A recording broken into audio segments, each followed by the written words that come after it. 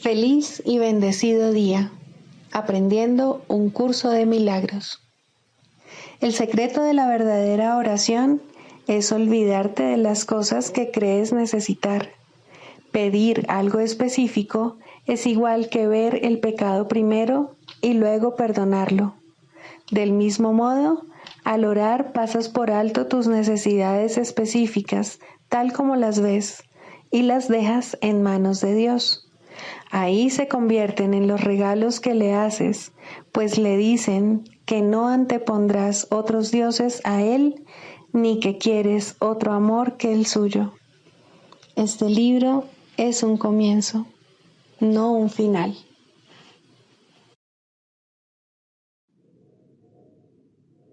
Del prefacio que postula, párrafo 8. Las relaciones especiales que se establecen en el mundo son destructivas, egoístas e infantilmente egocéntricas. Mas, si se le entregan al Espíritu Santo, pueden convertirse en lo más sagrado de la tierra, en los milagros que señalan el camino de retorno al cielo. El mundo utiliza las relaciones especiales como el último recurso en favor de la exclusión y como una prueba de la realidad de la separación. El Espíritu Santo las transforma en perfectas lecciones de perdón y las utiliza como un medio para despertarnos del sueño. Cada una representa una oportunidad de sanar nuestras percepciones y de corregir nuestros errores.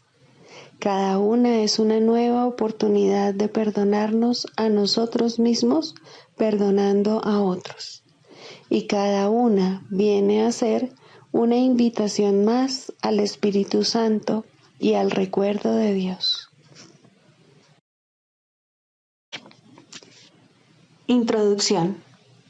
Este es un curso de milagros. Es un curso obligatorio.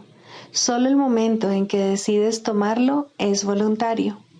Tener libre albedrío no quiere decir que tú mismo puedas establecer el plan de estudios. Significa únicamente que puedes elegir lo que quieres aprender en cualquier momento dado. Este curso no pretende enseñar el significado del amor, pues eso está más allá de lo que se puede enseñar. Pretende, no obstante, despejar los obstáculos que impiden experimentar la presencia del amor, el cual es tu herencia natural. Lo opuesto al amor es el miedo, pero aquello que todo lo abarca no puede tener opuestos. Este curso puede, por lo tanto, resumirse muy simplemente de la siguiente manera. Nada real puede ser amenazado. Nada irreal existe. En esto radica la paz de Dios.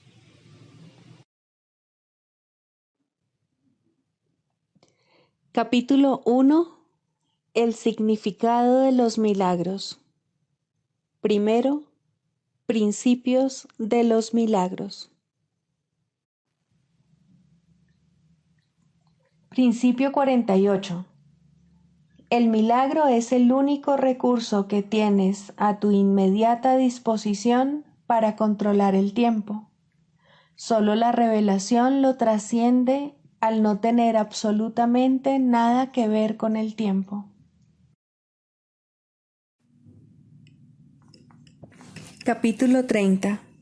El nuevo comienzo. Cuarto, la verdad que yace tras las ilusiones. Atacarás lo que no te satisfaga y así no te darás cuenta de que fuiste tú mismo quien lo inventó. Tu batalla es siempre con las ilusiones, pues la verdad que yace tras ellas es tan hermosa y tan serena en su amorosa dulzura que si fueses consciente de ella te olvidarías por completo de tus defensas y te apresurarías a echarte en sus brazos. La verdad jamás puede ser atacada, y tú sabías esto cuando inventaste los ídolos. Los concebiste precisamente para olvidarte de este hecho. Lo único que atacas son las ideas falsas, nunca las verdaderas. Los ídolos son todas las ideas que concebiste para llenar la brecha que tú crees se formó entre lo que es verdad y tú. Y las atacas por lo que crees que ellas representan, pero lo que yace tras ellas no puede ser atacado. Los dioses que inventaste, opresores e incapaces de satisfacerte, son como juguetes infantiles descomunales. Un niño se asusta cuando una cabeza de madera salta de una caja de resorte al ésta abrirse repentinamente, o cuando un oso de felpa, suave y silencioso, emite sonidos al él apretarlo. Las reglas que él había establecido para las cajas de resorte y para los osos de felpa le han fallado y le han hecho perder el control de lo que le rodea. Ahora tiene miedo, pues pensó que las reglas lo protegían. Ahora tiene que aprender que las cajas y los osos no lo engañaron ni violaron ninguna regla, y que lo ocurrido no quiere decir que su mundo se haya vuelto caótico y peligroso. Es él quien estaba equivocado.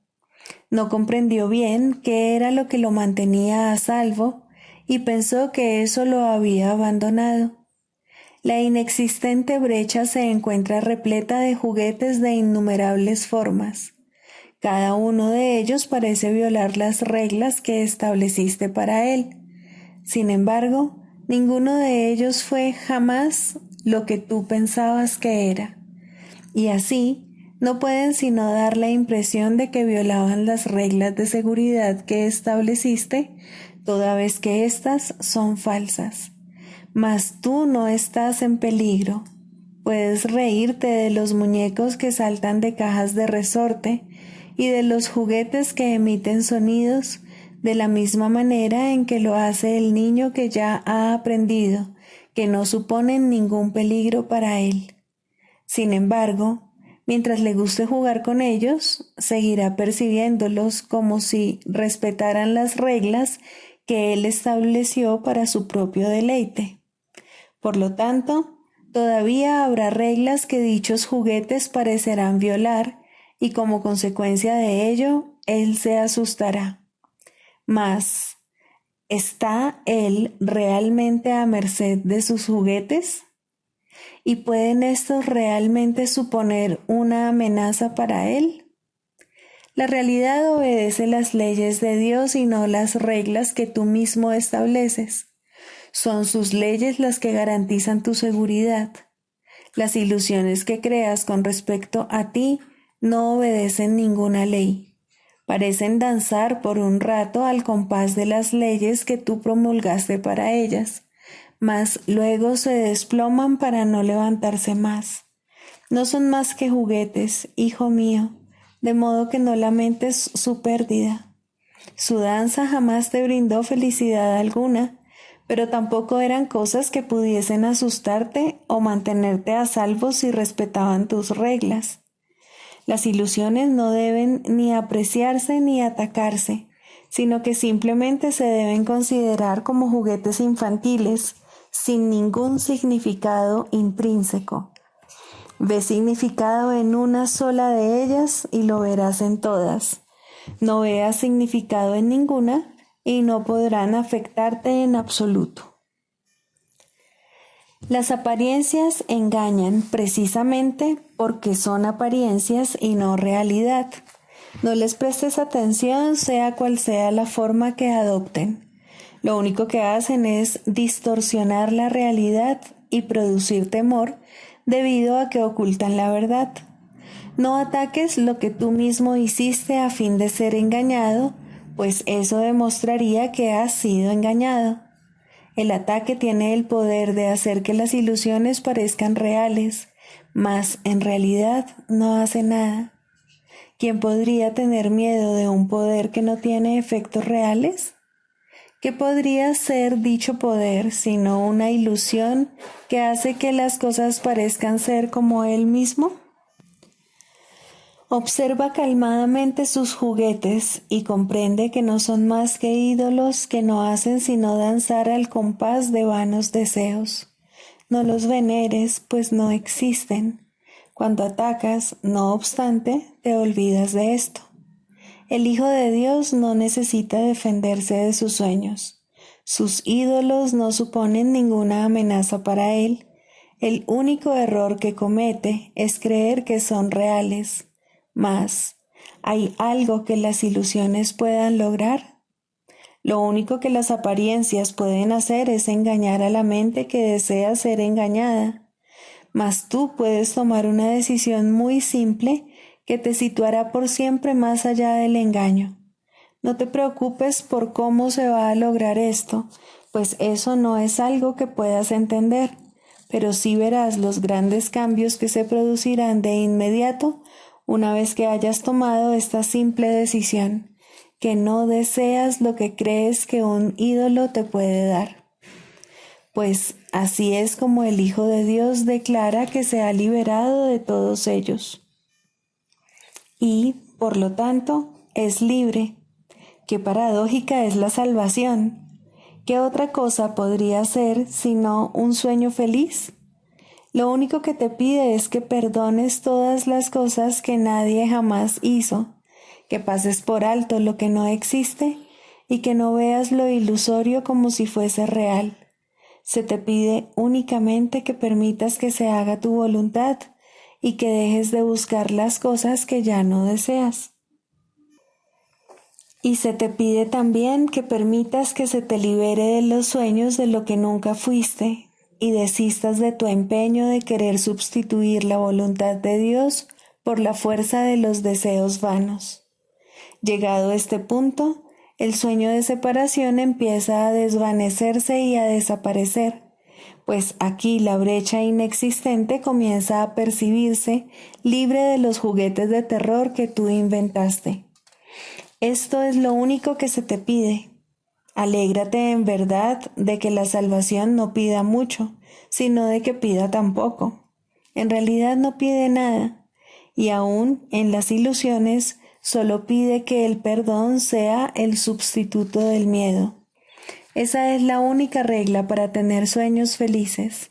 La brecha se vacía de todos los juguetes de temor, poniéndose así de manifiesto su irrealidad. Los sueños no sirven para nada, y el Hijo de Dios no tiene ninguna necesidad de ellos. No le ofrecen ni una sola cosa que él pudiera jamás desear. El Hijo de Dios se libera de las ilusiones por su propia voluntad y simplemente se le restaura a él lo que él es. ¿Qué podría ser el plan de Dios para su salvación, sino un medio para darse a sí mismo su Hijo?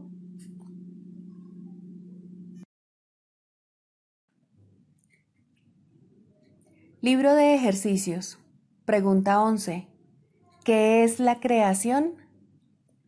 La creación es la suma de todos los pensamientos de Dios en número infinito y sin límite alguno en ninguna parte.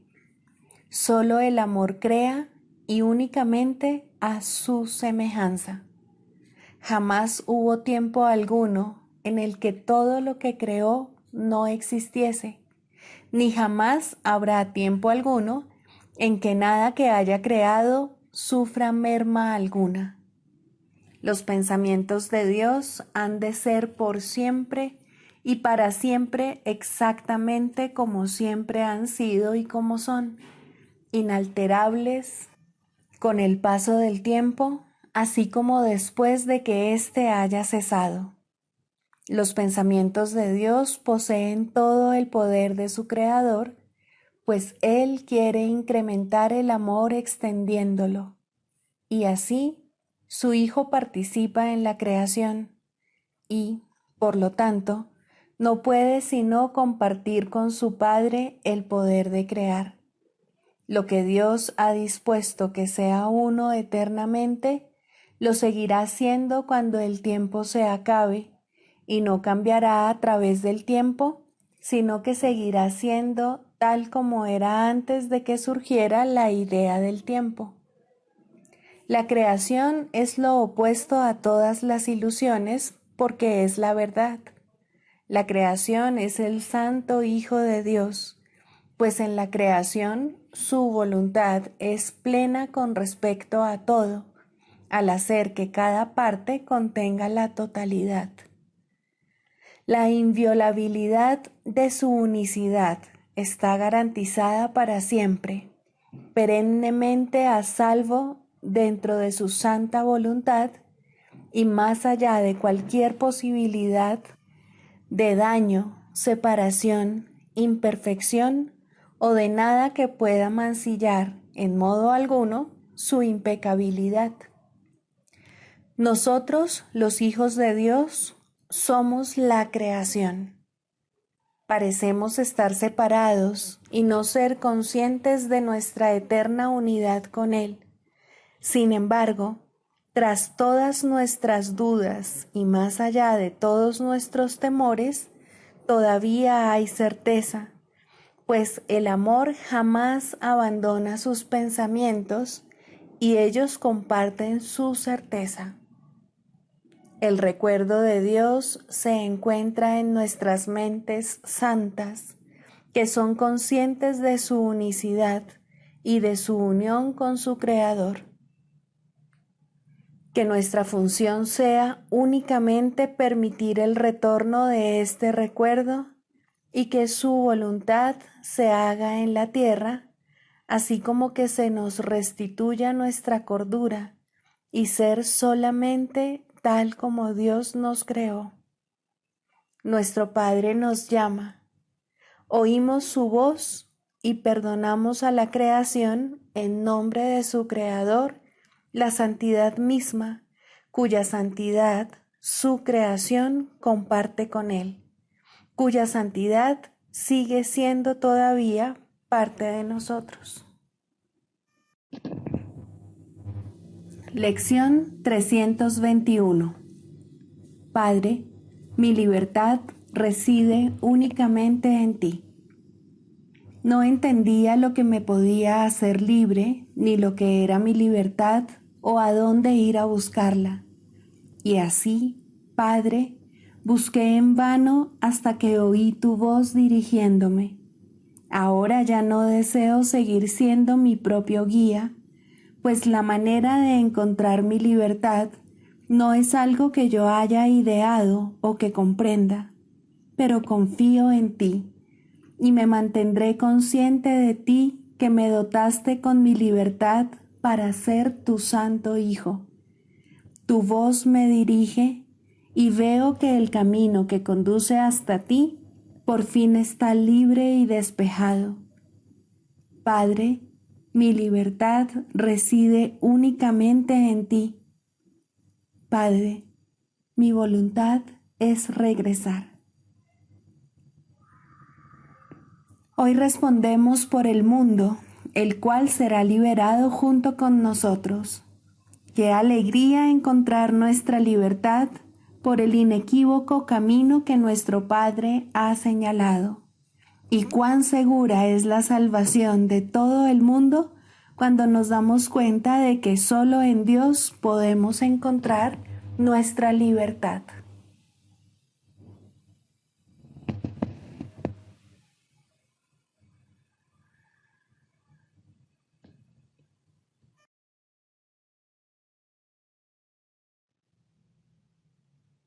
Del Manual para el Maestro, pregunta 4. ¿Cuáles son las características de los maestros de Dios? 7. Generosidad. La palabra generosidad tiene un significado especial para el Maestro de Dios. No es el significado usual de la palabra. De hecho, es un significado que tiene que aprenderse, y aprenderse muy bien. Al igual que todos los demás atributos de los Maestros de Dios, esta se basa, a fin de cuentas, en la confianza, puesto que sin confianza nadie puede ser generoso en el verdadero sentido de la palabra. Para el mundo, generosidad significa dar en el sentido de perder. Para los maestros de Dios, Generosidad significa dar, en el sentido de conservar. Se ha hecho hincapié en esta idea a lo largo del texto, así como en el libro de ejercicios, pero tal vez sea más extraña para el pensamiento del mundo que muchas de las otras ideas de nuestro programa de estudios. Lo que la hace más extraña es el hecho de que es obviamente lo opuesto a la manera de pensar del mundo.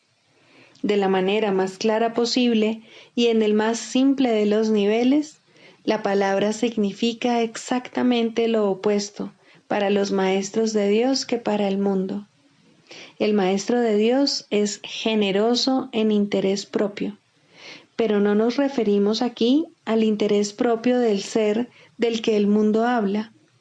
El maestro de Dios no quiere nada que él no pueda dar, pues se da cuenta de que, por definición, ello no tendría ningún valor para él. ¿Para qué lo iba a querer? Solo podría perder por su causa, no podría ganar nada. Por lo tanto, no busca nada que sea solo para él, ya que eso sería la garantía de que lo perdería. No quiere sufrir, porque entonces iba a querer buscarse dolor, pero sí quiere conservar todas las cosas que son de Dios y que, por ende, son para su Hijo. Esas son las cosas que le pertenecen.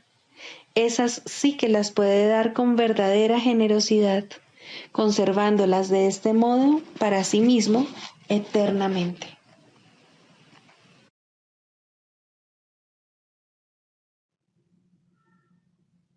Manual para el Maestro, pregunta 17. ¿Cómo lidian los maestros de Dios con los pensamientos mágicos? Esta es una pregunta crucial, tanto para el maestro como para el alumno. Si no se trata bien este asunto, el maestro de Dios se habrá hecho daño a sí mismo y habrá atacado a su alumno. Esto refuerza el miedo y hace que la magia les parezca real a ambos. La manera de lidiar con la magia es, por lo tanto, una de las lecciones fundamentales que el maestro de Dios tiene que aprender cabalmente. Su responsabilidad principal al respecto es no atacarla. Si un pensamiento mágico despierta hostilidad, de la clase que sea, el maestro de Dios puede estar seguro de que está reforzando su propia creencia en el pecado y de que se ha condenado a sí mismo. Puede estar seguro además que les ha abierto las puertas a la depresión, al miedo, al desastre. Que recuerde entonces que no es esto lo que quiere enseñar, porque no es esto lo que quiere aprender.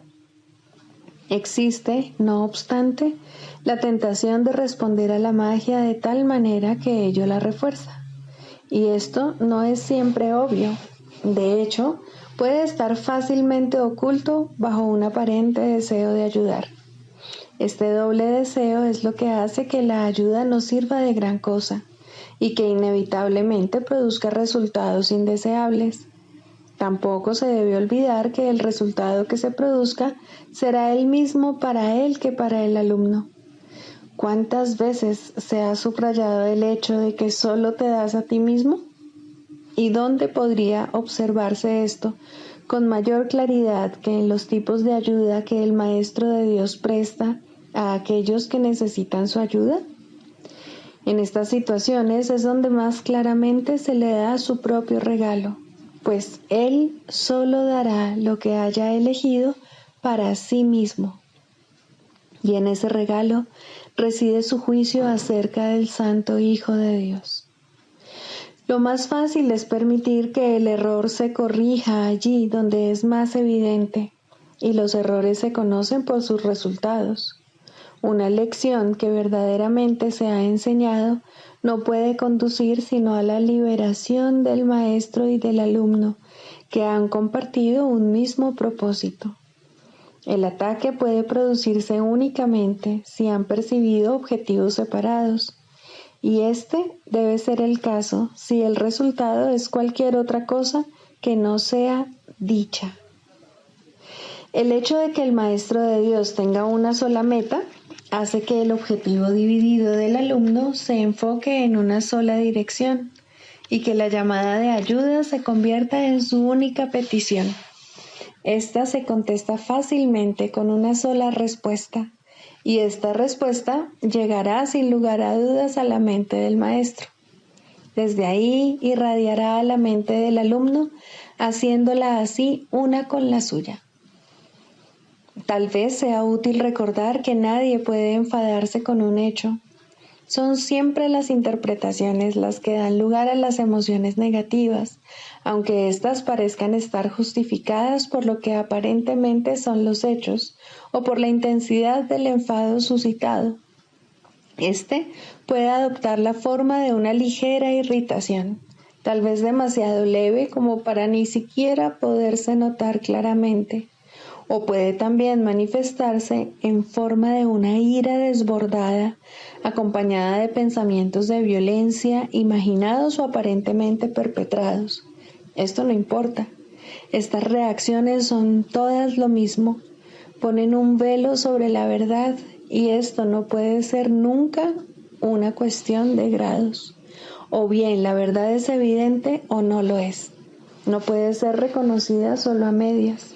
El que no es consciente de la verdad no puede sino estar contemplando ilusiones. Reaccionar con ira ante cualquier pensamiento mágico que se haya percibido es una de las causas básicas del temor. Examina lo que esta reacción significa y se hará evidente el lugar central que ocupa en el sistema de pensamiento del mundo. El pensamiento mágico, por su mera presencia, da por sentada la separación entre Dios y nosotros. Afirma de la forma más clara posible que la mente que cree tener una voluntad separada y capaz de oponerse a la voluntad de Dios, cree también que puede triunfar en su empeño. Es obvio que esto no es cierto. Sin embargo, es igualmente obvio que se puede creer que lo es. Y ahí es donde la culpabilidad tiene su origen. Aquel que usurpa el lugar de Dios y se lo queda para sí mismo, tiene ahora un enemigo mortal.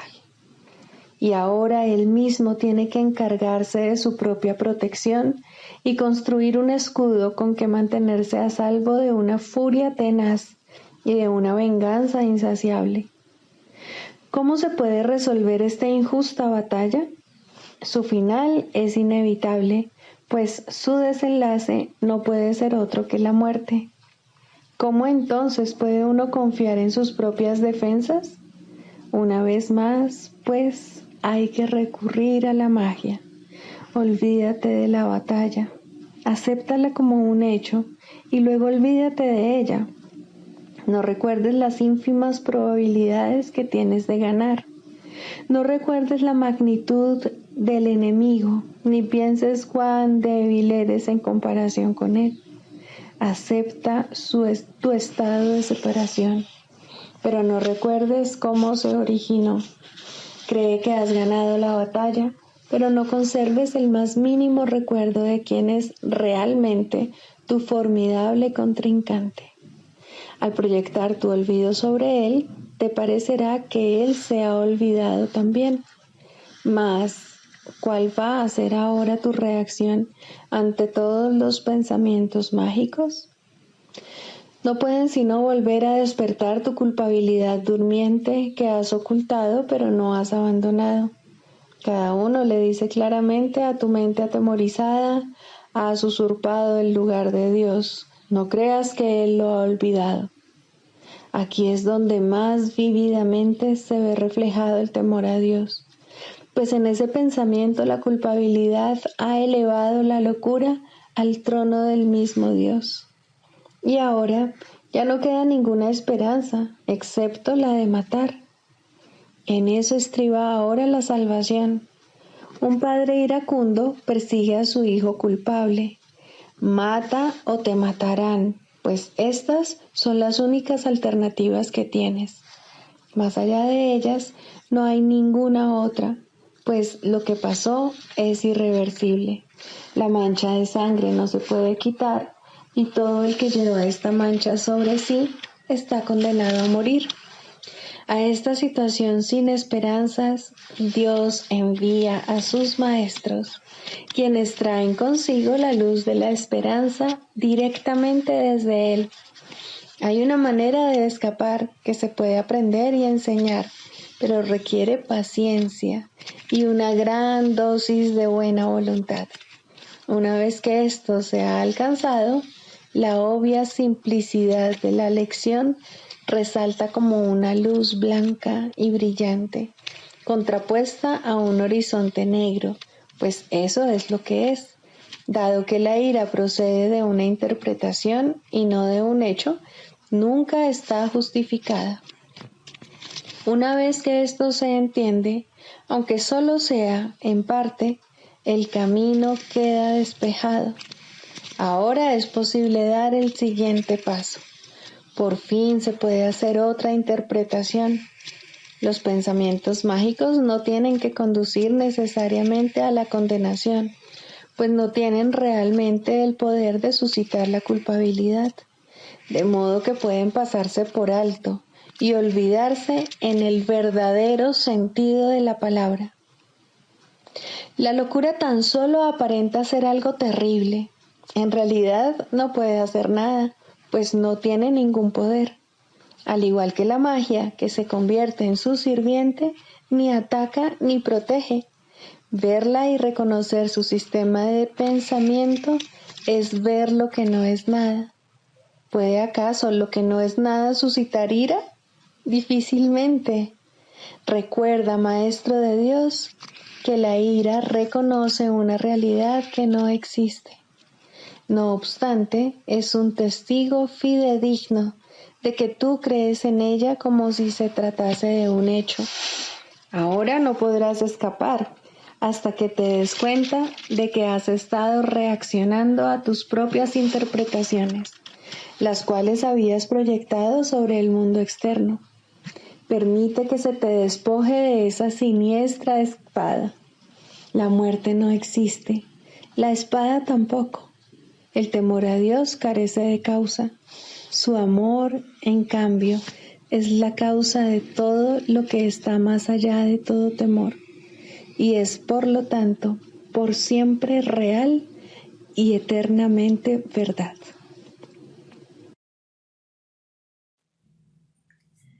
Manual para el maestro. Clarificación de términos. 4.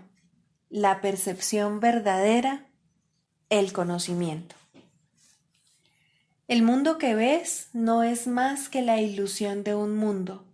Dios no lo creó, pues lo que Él crea tiene que ser tan eterno como Él. En el mundo que ves, no obstante, no hay nada que haya de perdurar para siempre. Algunas cosas durarán en el tiempo algo más que otras, pero llegará el momento en el que a todo lo visible le llegue su fin.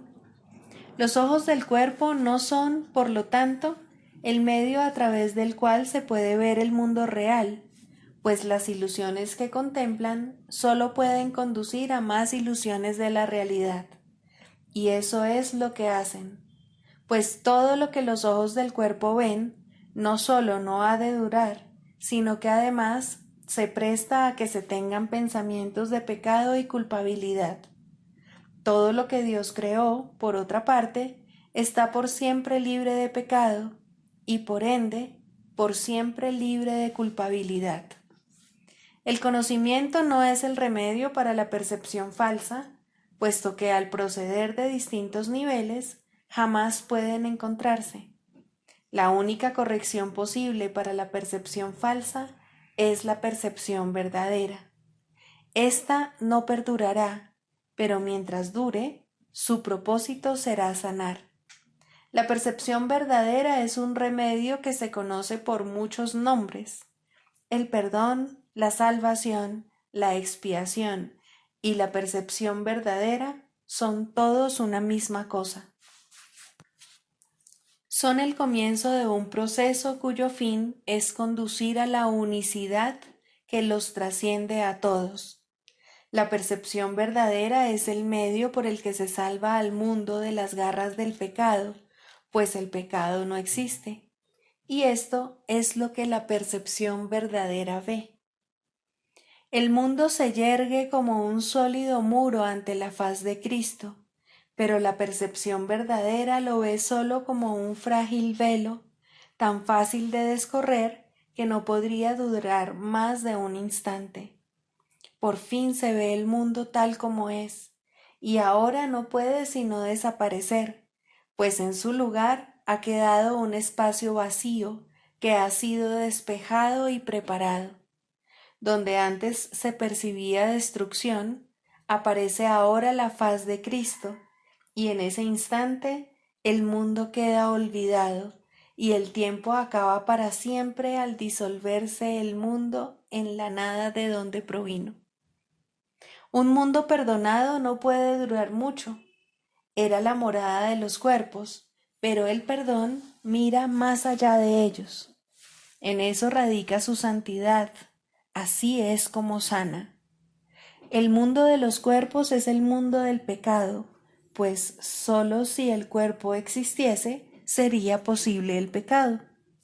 El pecado acarrea culpabilidad tan irremediablemente como el perdón acaba con ella.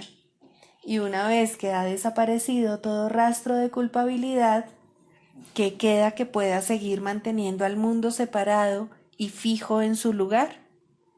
Pues la idea de lugar habrá desaparecido también junto con el tiempo. El cuerpo es lo único que hace que el mundo parezca real, pues, al ser algo separado, no puede permanecer donde la separación es imposible.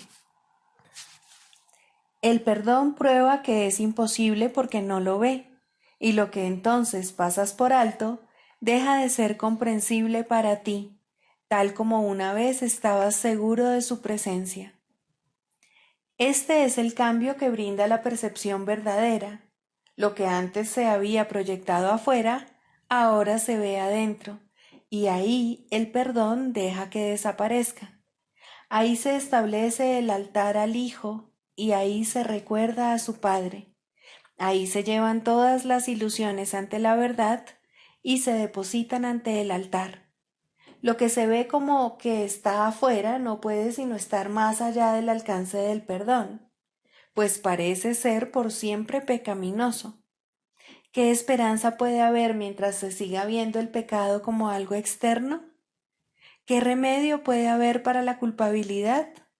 Mas, al ver a la culpabilidad y al perdón dentro de tu mente, estos se encuentran juntos por un instante, uno al lado del otro, ante un solo altar.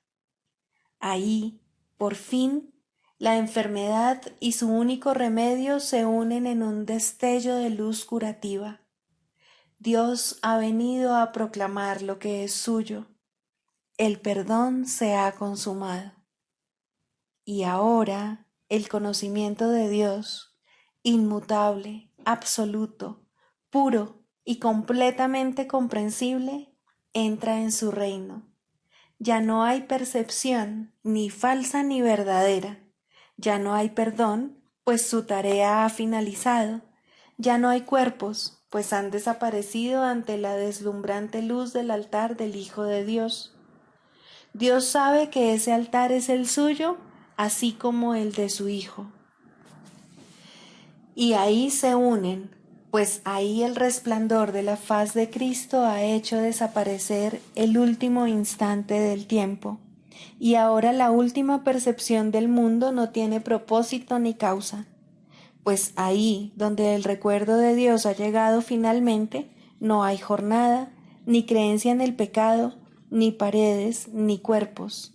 Y la sombría atracción de la culpabilidad y de la muerte se extingue para siempre. Oh hermanos míos, si tan solo supierais cuánta paz os envolverá y os mantendrá a salvo, puros y amados en la mente de Dios, no haríais más que apresuraros a encontraros con Él en su altar. Santificados sean vuestros nombres y el suyo, pues se unen ahí, en ese santo lugar. Ahí Él se inclina para elevaros hasta Él, liberándoos de las ilusiones para llevaros a la santidad. liberándoos del mundo para conduciros a la eternidad, liberándoos de todo temor y devolviéndoos al amor. Quinto, el proceso de la sanación. Aunque la verdad es simple, de todas maneras se le tiene que enseñar a aquellos que ya han perdido su camino en interminables laberintos de complejidad. Esta es la gran ilusión. En su estela viene la inevitable creencia de que, para estar seguro, uno debe controlar lo desconocido. Esta extraña creencia se basa en ciertos pasos que nunca llegan a la conciencia. Primero, se introduce a través de la creencia de que hay fuerzas que deben vencerse para poder estar vivo. Y luego, parece como si estas fuerzas pudiesen mantenerse a raya únicamente mediante un inflado sentido del yo, que mantiene en la oscuridad lo que en realidad se siente y busca elevar las ilusiones a la luz. Recordemos que los que vienen a nosotros en busca de ayuda están severamente atemorizados. Lo que creen que ayudará solo puede hacer daño. Lo que creen que les hará daño es lo único que puede ayudar.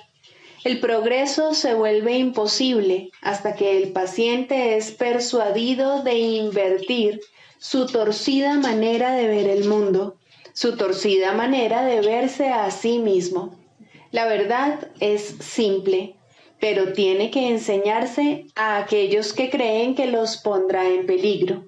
Se le tiene que enseñar a aquellos que atacarán por sentirse amenazados y a aquellos que necesitan la lección de la indefensión por encima de todo, para que ésta les demuestre lo que es la fortaleza. Si este mundo fuera ideal, tal vez podría existir una terapia ideal, y aún así sería inútil en un estado ideal. Hablamos de enseñanza ideal en un mundo en el cual el maestro perfecto no podría permanecer por mucho tiempo. El perfecto psicoterapeuta es solo un destello de un pensamiento aún no concebido, pero de todas maneras hablamos de lo que puede hacerse todavía para ayudar a los locos dentro de los límites de lo realizable. Mientras estén enfermos, pueden y deben ser ayudados. Nada más que eso se le pide a la psicoterapia. Nada menos que todo lo que tiene para dar es digno del terapeuta, pues Dios mismo le ofrece a su hermano como su Salvador del mundo. La sanación es santa. Nada en el mundo es más santo que ayudar a alguien que pide ayuda. Y en este intento, aunque sea limitado, aunque carezca de sinceridad, los dos se acercan mucho a Dios. Donde dos se han unido para la sanación, allí está Dios. Y Él ha garantizado que en verdad los escuchará y les responderá. Pueden estar seguros de que la sanación es un proceso que Él dirige, pues está de acuerdo con su voluntad. Tenemos su palabra para guiarnos mientras tratamos de ayudar a nuestros hermanos.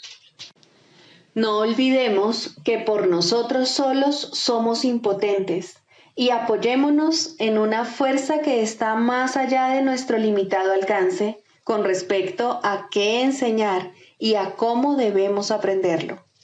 Un hermano que busca ayuda puede traernos regalos más allá de las alturas percibidas en sueño alguno.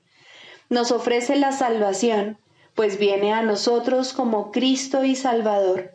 Lo que Él pide lo está pidiendo a Dios a través de Él, y lo que hacemos por Él se convierte en el regalo que le damos a Dios. El sagrado pedido de ayuda del Hijo de Dios en su percibido infortunio, su Padre no puede sino contestarlo, pero Él necesita una voz a través de la cual hablar su sagrada palabra, una mano con la cual pueda alcanzar a su Hijo y tocar su corazón. En un proceso como ese, ¿quién podría no sanarse? Esta interacción sagrada es el plan de Dios mismo, por medio del cual su Hijo es salvado.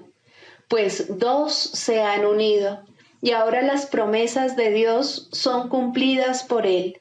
Los límites impuestos tanto por el paciente como por el terapeuta no contarán para nada, pues la sanación ha comenzado. Lo que ellos tienen que comenzar, su Padre lo completará, pues Él jamás ha pedido otra cosa que la más pequeña buena voluntad, el menor avance, el más diminuto susurro de su nombre. Pedir ayuda en la forma que sea no es otra cosa que llamarlo, y Él enviará su respuesta a través del terapeuta que mejor pueda servir a su hijo en todas sus actuales necesidades. Tal vez la respuesta no parezca ser un regalo del cielo, puede incluso parecer un empeoramiento y no una ayuda. Aún así, que no seamos nosotros quienes juzguemos el resultado. En alguna parte, todos los regalos de Dios tienen que ser recibidos. En el tiempo, ningún esfuerzo puede hacerse en vano. No es nuestra perfección lo que se pide en nuestros intentos de sanar. Ya estamos engañados si creemos que hay necesidad de sanación. Y la verdad nos llegará solo a través de alguien que parece compartir nuestro sueño de enfermedad. Ayudémoslo a perdonarse por todas las ofensas por las cuales se condenaría sin causa. Su sanación es la nuestra, y según vemos que su impecabilidad llega brillando a través del velo de la culpa que cubre al Hijo de Dios, contemplaremos en él el rostro de Cristo y comprenderemos que no es sino el nuestro. Permanezcamos en silencio ante la voluntad de Dios y hagamos lo que ésta ha elegido que hagamos. Hay solo una manera mediante la cual llegamos a donde se iniciaron todos los sueños, y es allí donde los depositaremos para marcharnos en paz para siempre. Escucha a un hermano pedir ayuda y respóndele. Será a Dios a quien respondas, pues lo llamaste. No hay otra manera de escuchar su voz. No hay otra manera de buscar a su Hijo. No hay otra manera de encontrar tu propio ser. Santa es la sanación, pues el Hijo de Dios regresa al cielo a través de su benévolo abrazo. Pues la sanación le dice, en la voz que habla por Dios, que todos sus pecados le han sido perdonados.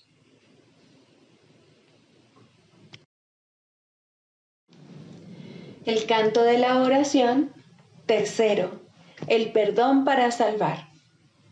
El perdón para salvar tiene una forma y solo una. No pide prueba alguna de inocencia ni pago de ninguna clase. No discute ni evalúa los errores que desea pasar por alto. No ofrece regalos falsamente ni promete libertad mientras ordena la muerte. ¿Acaso iba Dios a engañarte? Él solo te pide que tengas confianza y la buena voluntad de aprender cómo llegar a ser libre.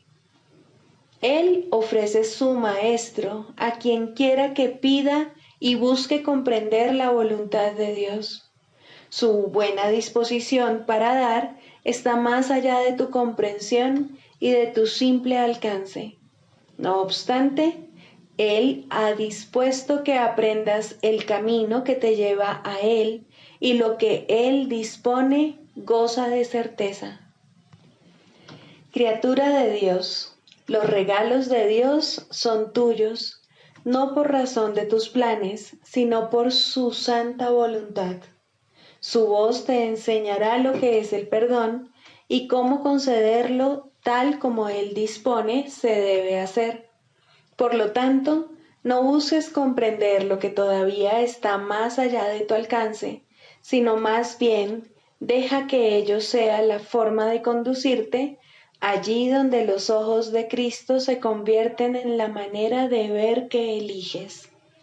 Abandona todo lo demás, pues no hay nada más. Cuando alguien te pida ayuda, de la clase que sea, Él es quien contestará por ti. Solo tienes que hacerte a un lado y no interferir. El perdón para salvar es su tarea y es Él quien responderá por ti. No determines la forma que debe adoptar el perdón de Cristo. Él sabe la manera de convertir cada llamada en una ayuda para ti, conforme te apresuras a llegar, por fin, a casa de tu Padre.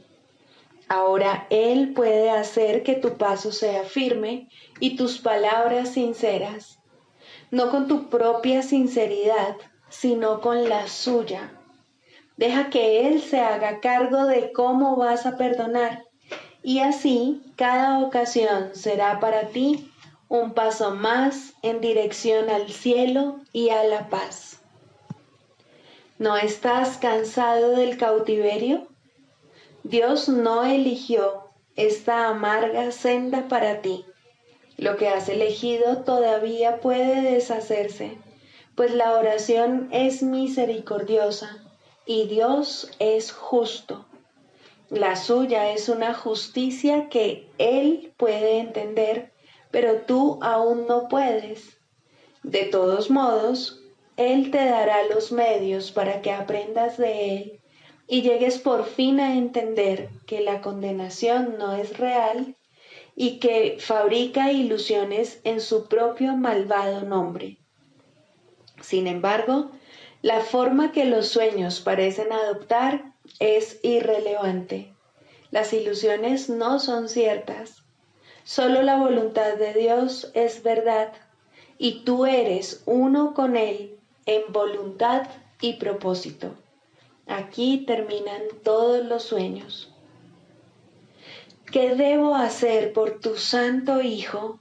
Debe ser lo único que preguntes siempre que se requiera tu ayuda y se busque el perdón. No necesitas juzgar la forma en que se te pide, y no seas tú quien determina la manera en la que el perdón debe llegar para salvar al Hijo de Dios. La luz de Cristo en él es su liberación, y es esta la que responde a su llamada. Perdónalo tal como el Cristo decide que debes hacerlo, y contémplalo a través de sus ojos, y también habla por él.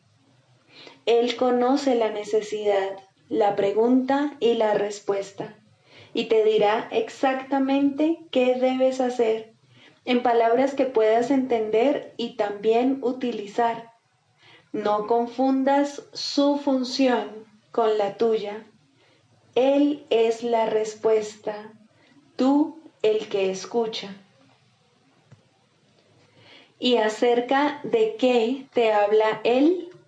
Acerca de la salvación y del regalo de paz, acerca del fin del pecado, del fin de la culpa y del fin de la muerte, y acerca del papel que el perdón ocupa en él. Limítate a escuchar, pues Él será escuchado por todo aquel que invoque su nombre y ponga su perdón en sus manos. Se le ha dado el perdón para que lo enseñe, para que lo salve de la destrucción y para hacer que los medios empleados para la separación, el pecado y la muerte se conviertan de nuevo en el santo regalo de Dios. La oración es su propia mano derecha, liberada para salvar conforme se le permite al verdadero perdón proceder de su eterna vigilancia y amor. Escucha y aprende y no juzgues. Es a Dios a quien te diriges para oír lo que debes hacer.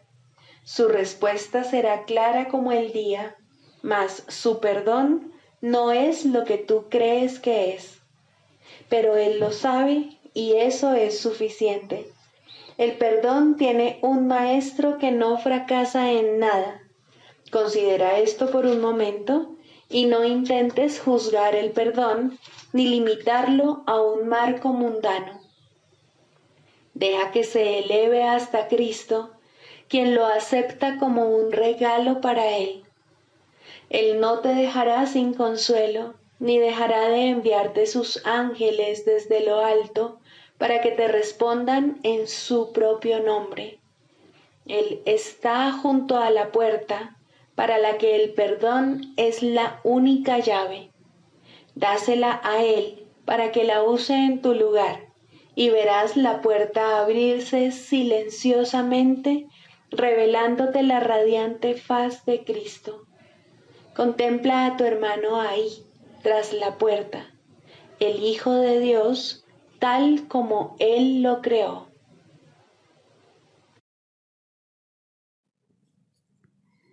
Sigamos a Jesús haciendo del perdón algo tan natural como respirar y algo tan vital como el aire. Amén.